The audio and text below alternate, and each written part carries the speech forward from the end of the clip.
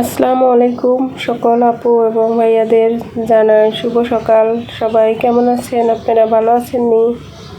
আজকে সকালবেলা রেসিপি ভেন্ডি ভাজি করলাম, সেটাই আপনাদের জন্য নিয়ে আসলাম।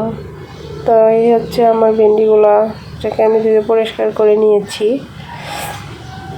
ভেন্ডি ভাজি সবুজ কালার রেখে করব, সেটা হচ্ছে যে আমি এগুলোকে কাটিং করে নিয়েছি, সাথে 2টা পেঁয়াজ দিয়েছি, কয়েকটা কাঁচামরিচও দিয়ে দিয়েছি।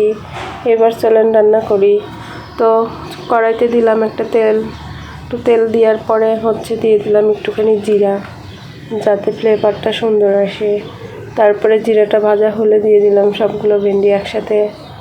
তো এটা বেশিক্ষণ রান্না করতে হবে না, অল্প কিছু সময় রান্না করতে হবে, কারণ ভেন্ডি বেশি সিদ্ধ হলে এটা লাল হয়ে যায়, ভালো লাগে না।